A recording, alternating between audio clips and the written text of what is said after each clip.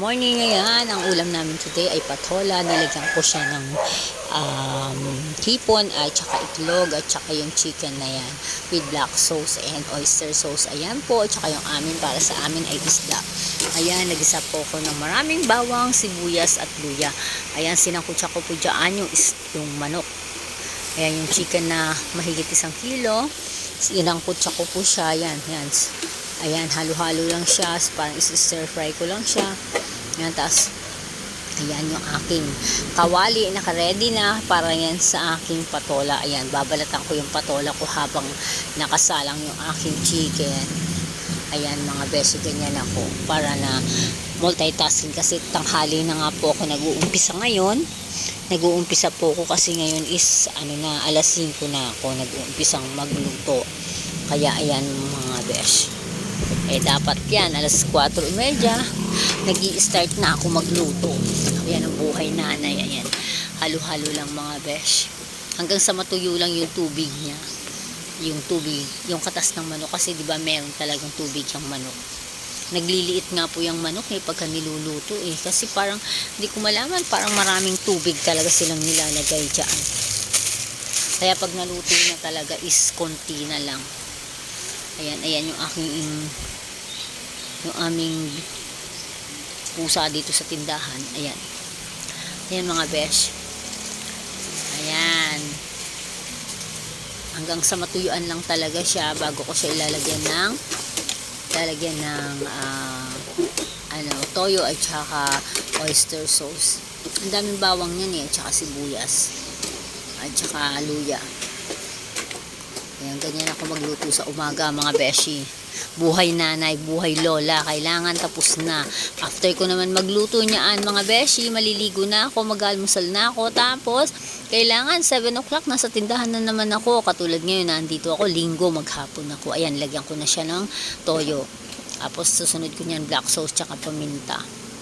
Hindi ako naglalagay ng asin mamaya na kasi yung toyo ay maalat at saka yung oyster sauce. Ayan. After ko niyan magluto, yan na nga, mag-almusal ako, maliligo ako, magpe-prepare ako, tapos pupunta na ako sa tindahan. Pero ngayon, linggo, hatira ko sila ng mga pagkain nila sa kanila ng mga bahay. Kasi weekdays na sa bahay sila. Pagkalinggo, medyo tinatamad na sila pumunta sa bahay. Ayan. Tapos maghapon nga ako ngayong linggo na to dito sa tindahan. Ayan mga beshi, ang aking buhay. Yan, tatakpan ko siya. Pero konti lang ang sauce niya, kaya lalagyan ko yun maya-maya ng konting tubig para na medyo lulutuin ko ng maigi yung manok. Ayan. Habang anaan dyan, inaano ko yung aking manok, nagbabalat naman ako ng aking patola. Piniprepare ko naman yung para sa patola ko. Kaya ayan. Kasi gusto ko yung aking chicken medyo lutong-luto talaga siya. Medyo malambot. Kasi minsan kasi pagka yung mabilis lang naluto, hindi siya ganun kalambot ang laman. Lalo na't pag ganyan. Diba? Ang isang nanay talaga hindi walang katapusan. Ayan, hahaluin natin mga besh. Ayan, konti lang ang sarsa niya. Kaya lalagyan natin ng konting tubig.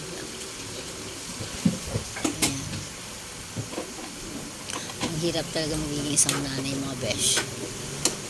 Diba? Hindi natatapos hanggang sa mga apo. Ayan, lalagyan ko siya ng konting sarsa para pagka kumulo siya ay lutong-luto siya. Diba?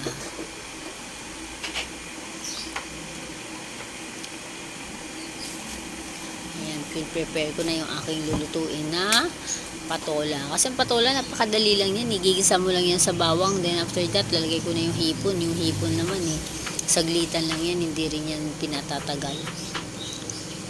Kaya ganyan.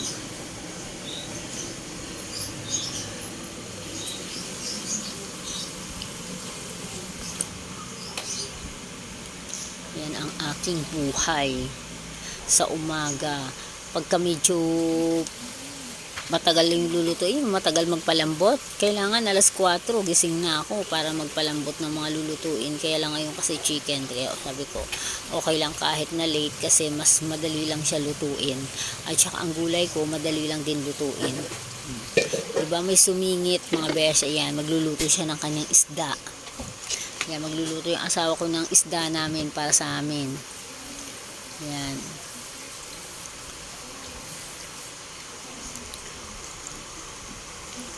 Ayan po, ang aming isda, nilagyan lang niya ng konting luya, sibuyas, kamatis.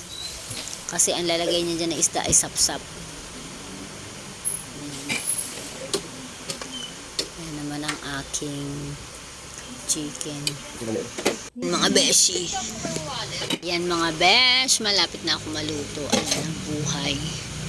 Ayan ang buhay ko sa umaga, mga beshi. Ayan. Kasi medyo matagal din ang magpapalambot magpapaano ng chicken. Kaya, pero hinihinaan ko yung apoy para masisipsip ng laman ang lasa ng mga sarsa. Kaya ganyan ako pag nagluto ng chicken. Hinihinaan ko yung apoy hanggang sa matuyuan. Ayan, ganyan.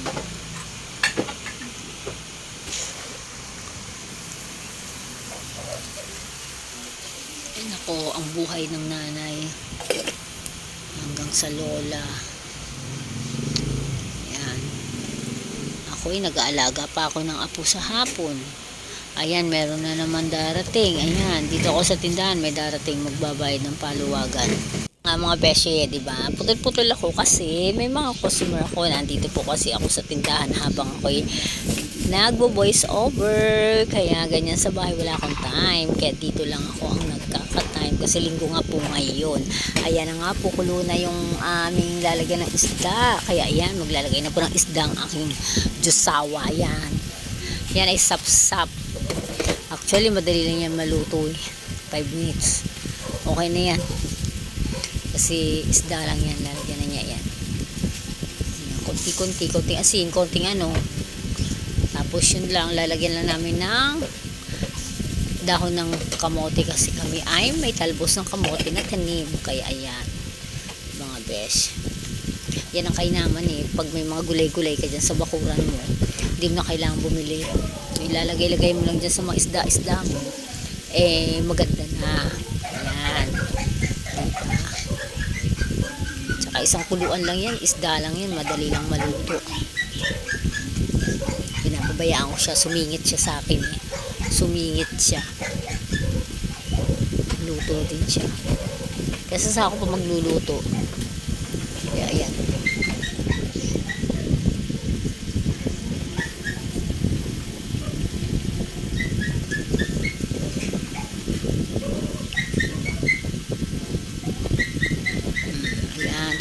Kulo na. Yan, luto na yan. Tapos lalagyan na namin ng gulay. Then okay na ang aming ulam. Yan ang ulam namin. Isda. Kasi actually, hindi naman ako masyado mahilig talaga sa karne. Nagluluto ako ng karne pero hindi ako kumakain mga besh. Hindi talaga ako kumakain ng mga ano na yan, pork na yan. Lalo yung mga beef. Ganyan, chicken pwede pa konti-konti. Isang hiwa, pero pagka fried chicken yan, kumukain ako kahit kalahati, ganyan, kalahating hita, kalahating drumstick, ganyan. Pero sabihin mo na magkubos, konti lang talaga po ako kumain ng mga ganyan. Isda, yan, oo. Tsaka gulay. Yan talaga ang kinakain ko. Kaya yan mga besh, diba? Ganun talaga ang buhay. Diba? Nandito ako sa tindahan ngayon. Kaya nga ho Diyos ko. Ang buhay natin.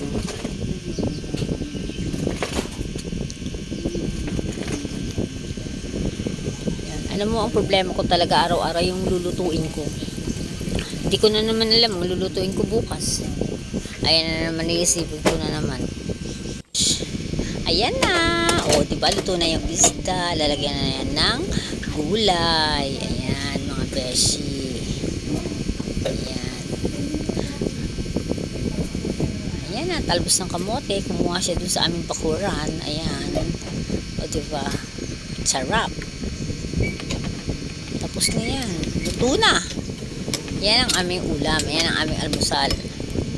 Sa aming mag-asawa, yan ang ulam na yan. O, diba? Tapos ngayon, pagkatapos niyan, ako naman ang magluluto.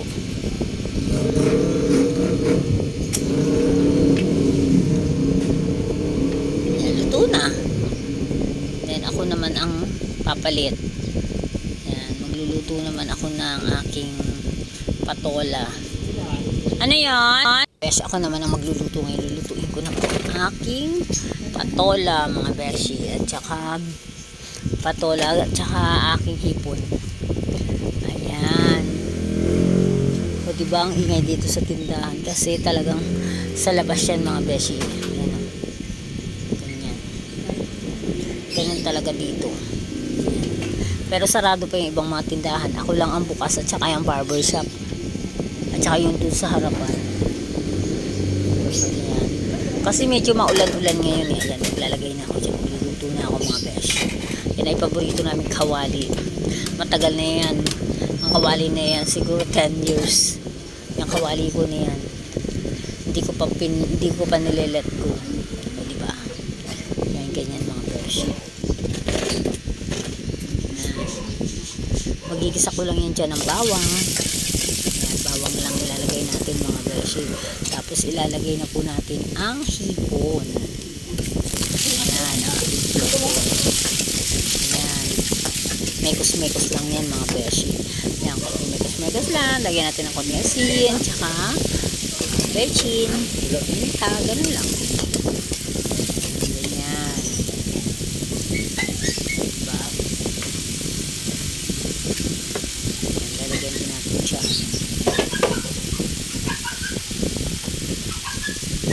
Isko. Ayan.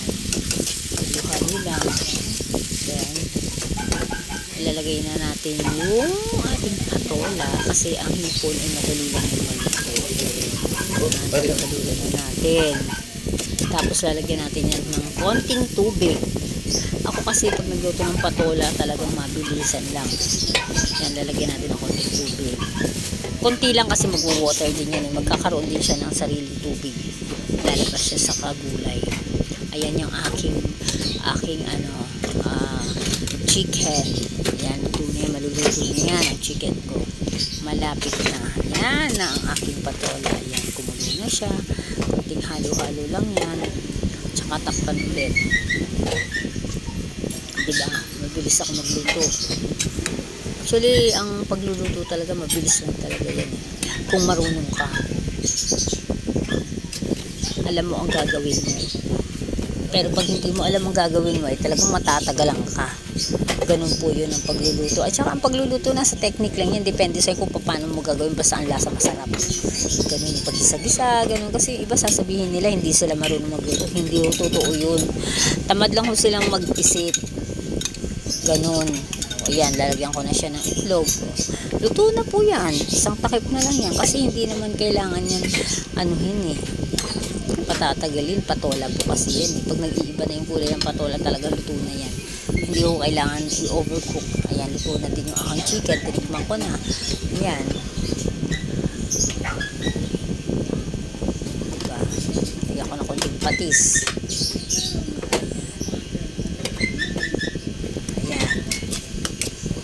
Yan na, luto na ang aking patola. Ayan, panatay ko na. Diba? Ganun lang yun, mga beshi. Kabilis ang patola.